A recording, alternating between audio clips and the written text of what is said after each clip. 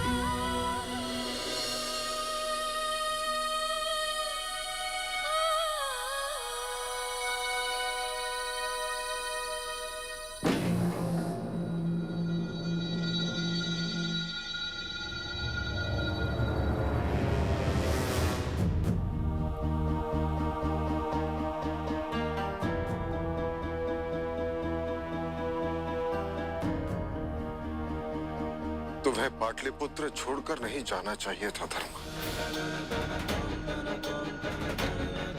10 वर्षों में मैं अपने पुत्र के व्यवहार को परिवर्तित नहीं कर पाई, उसे नहीं सुधार पाई मैंने। मुझे क्षमा कर। चंड बन चुका है ये।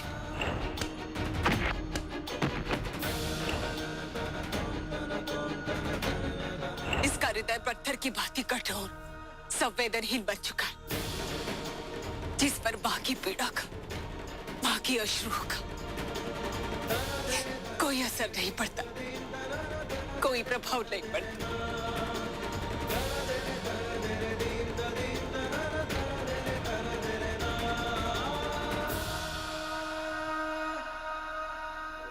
और ये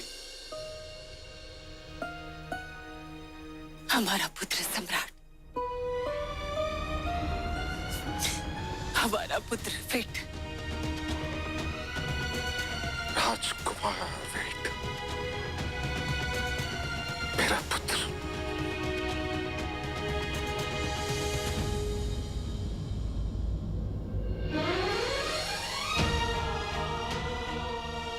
मुझे क्षमा कर दो पुत्र।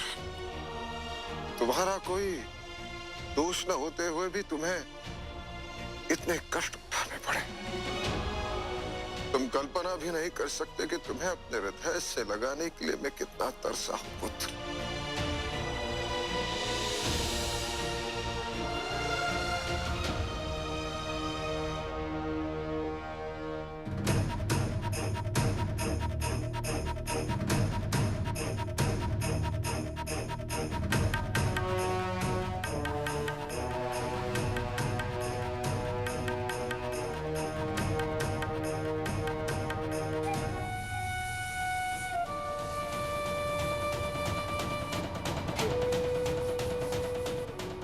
महासंग्राम तो महासंगम में परिवर्तित हो गया।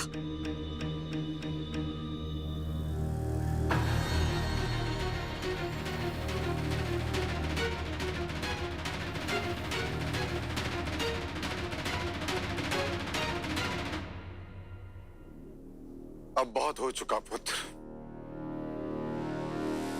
घर चलो।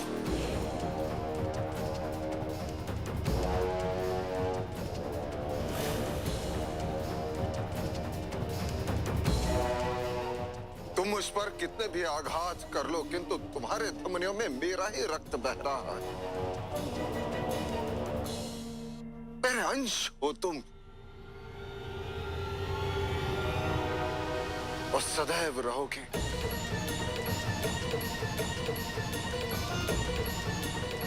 आज मैं तुम्हें क्षमा करता हूं पुत्र।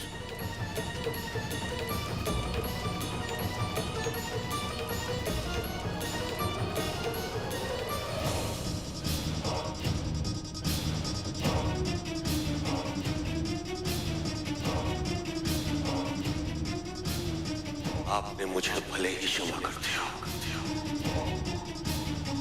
मैं आपको कभी क्षमा नहीं करूंगा।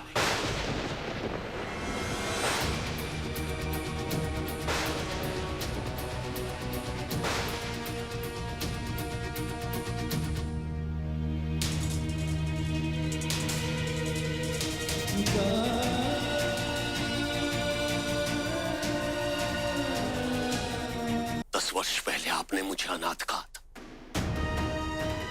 और मेरे साथ अनाथों जैसा व्यवहार भी किया था। एक बार भी मेरी सुध नहीं ली आपने। एक बार भी ये नहीं सोचा कि मैं जीवित हूं या मर गई। हालांकि मैंने जो कुछ भी किया वो आपकी दृष्टि में अनैतिक था, अनुचित था, अक्षम्य था। उसका दंड दिया आपने मुझे। किंतु मेरी मां, इस नवजात, इनको दंड क्यों?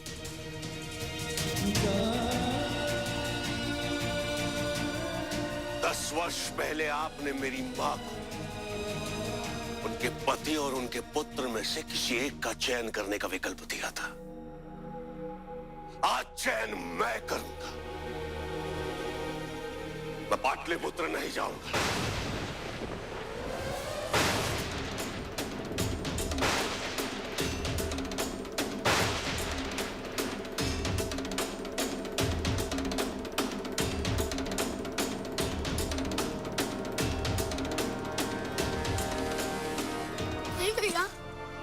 ऐसा मत कहिए।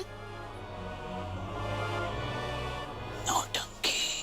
इतने कठोर न बनो पुत्र। बार बार मुझे पुत्र कहकर संबोधित ना करे सम्राट बिंदुसार। आपने सुना नहीं कि मैंने कहा? 10 वर्ष पहले जब मेरे पिता ने मुझे अनाथ कहा था, उस क्षण से मेरे पिता मेरे लिए मर चुके। अशोक!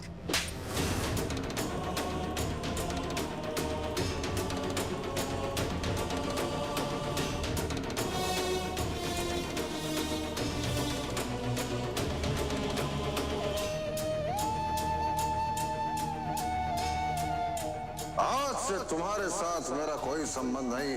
मेरे लिए तुम और तुम्हारे लिए मैं मर चुका हूं। धन्यवाद मां। आपसे आशीर्वाद की अपेक्षा तो नहीं थी, पर ऐसा करके आपने मुझे जाने की अनुमति दी थी।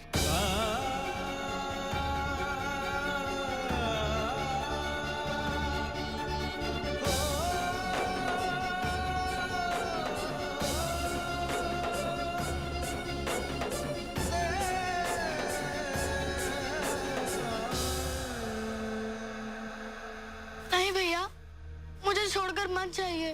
मैं आपके बिना नहीं रह सकता।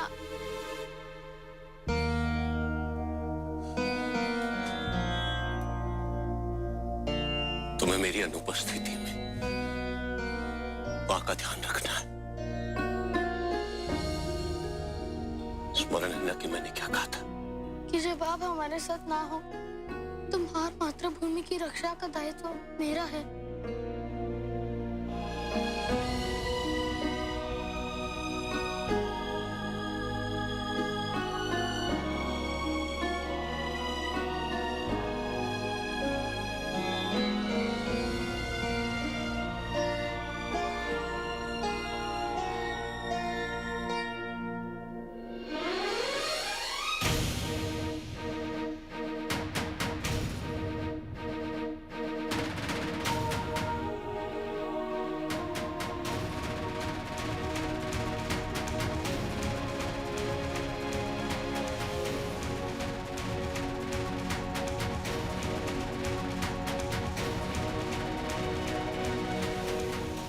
आचार्य, हमारी योजना पूर्ण होकर भी अपूर्ण रही। सम्राट स्वयं अशोक को अपने साथ पाटलिपुत्र ले जाने के लिए तैयार थे, पर राजकुमार अशोक है कि वो तो किसी भी पथ जाए, परंतु उसका गंतव्य खंड भारत का निर्माण है। यही उसकी नियति है और यही सत्य है श्रीपद कि अशोक अपनी मां और अपनी मातृभूमि के बिना नहीं रह सकता। वो शीघ्र लौटेगा।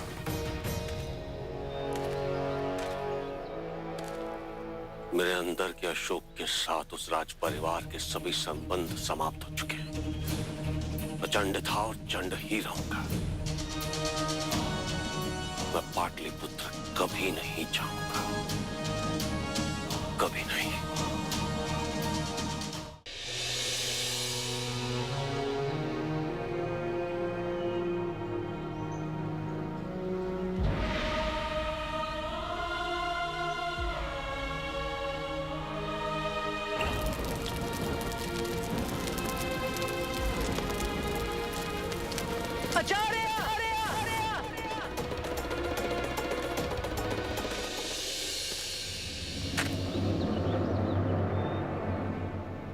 मुझे ज्ञात था आप भविष्यवाणी की। कितने वर्षों से तुम पाटलिपुत्र जाना चाहते थे, और जब अवसर मिला तो आवेश में आकर और क्रोध में आकर ठुकरा दिया। अब तो आभास हो रहा है कि तुम्हारे लिए आचार्य चाणक्य को दिया वचन और उनका स्वप्न महत्वपूर्ण नहीं रहा। व्यक्तिगत हो चुका है तुम्हारा यह संघर्ष। शेष सब भुला दिया है तुमने। कुछ नहीं भुला हूं मैं, कुछ भी नहीं। ना अपने गुरु के स्वप्न को, ना ही उनके हत्यारों को, और मैं ये भी नहीं भूला कि मेरी मां के साथ क्या हुआ था। और जो मैं कभी नहीं भूल सकता वो है मेरे पिता का दिया हुआ कटु वचन। 14 वर्ष का बालक था जब मेरे पिता ने मुझे घर से निकल जाने के लिए कहा। उन्होंने कहा कि मैं अनाथ हो चुका। मेरे पिता मेरे लिए मर चुके। वो मेरे पिता थे। कितना प्रेम करता था मैं उनसे, कितना विश्वास था मुझे उन पर। और उन्होंने मुझे मेरी मां से मिलने भी नहीं दी। एक गुरु का स्वप्न मेरा स्वप्न अवश्य,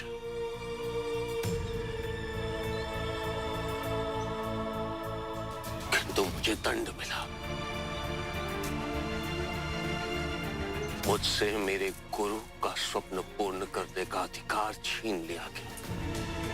मुझे मेरे घर से निर्वासित कर दिया गया, यह कहकर कि मैं अनाथ हो चुका। उस क्षण मुझ पर क्या बीती होगी आप सोच भी नहीं सकते।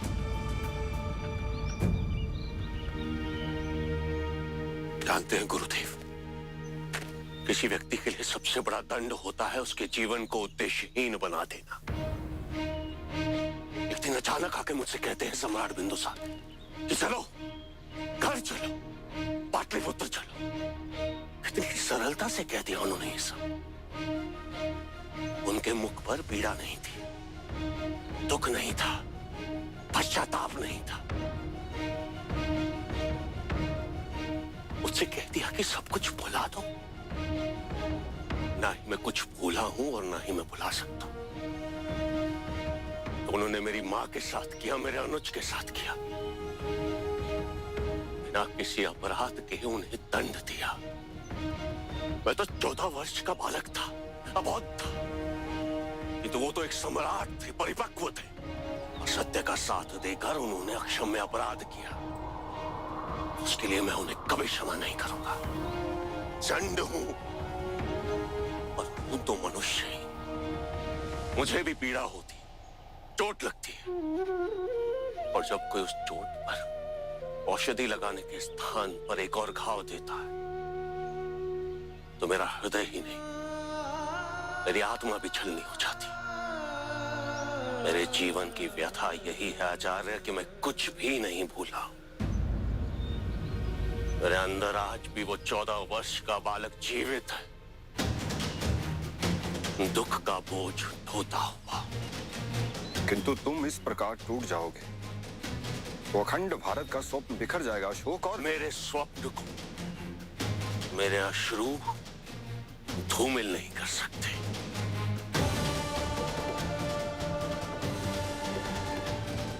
मुझे भली भांति ज्ञात है आचार्य कि मुझे अब क्या करना है, और उसके लिए यह आवश्यक नहीं कि मुझे सम्राट के साथ उनके महल में रहना पड़े। आप देखिएगा आचार्य कि 10 वर्षों से अधूरा पड़ा हुआ स्वप्न अब कैसे पूर्ण होगा। परंतु इतना बड़ा उद्देश्य, वो भी बिना सम्राट की सहायता के, कैसे अशोक? गुरुदेव ये कहते थे कि शत्रुओं को यह समझने दो कि तुम असहाय हो, निर्बल हो, और तुम्हारे पास कोई विकल्प नहीं है। उस अवसर का लाभ उठाकर तुम उन्हें चकित कर दो। सरलता से सबको ज्ञात हो जाए ऐसी योजना आप बनाते हैं आचार्य। मैं नहीं, क्या लगा था आपको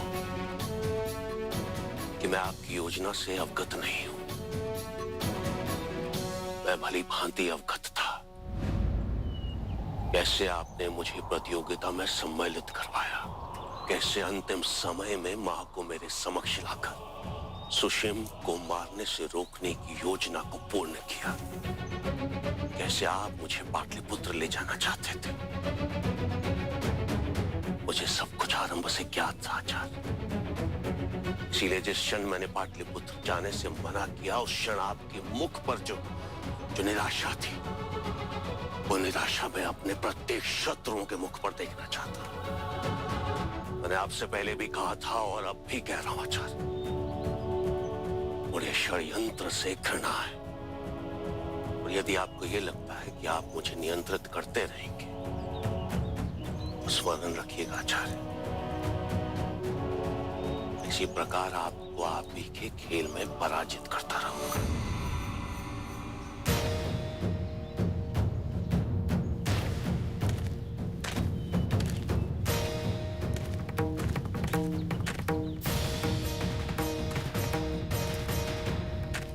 और आचार्य, मैं आपको ये वचन देता हूं कि जो प्रण मैंने लिया है वो शीघ्र ही पूर्ण होगा।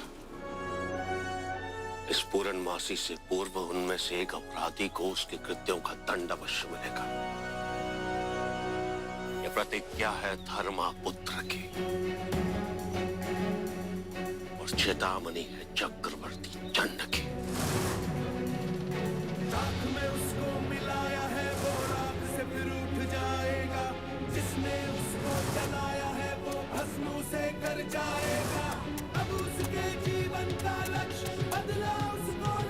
सिंह जैसी सोच और शक्ति है अशोक में, इसको कौन नियंत्रित कर पाएगा?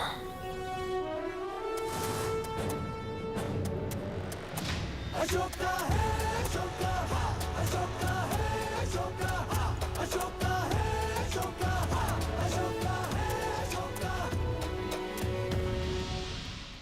For more updates, log on to colorstv.in.com. Like us on facebook.com/colorstv. Follow us on twitter.com/colorstv. For more updates, log on to colorstv.in.com. Like us on facebook.com/colorstv. Follow us on twitter.com/colorstv. For more updates, log on to colorstv.in.com. Like us on facebook.com/colorstv. Follow us on twitter.com/colorstv.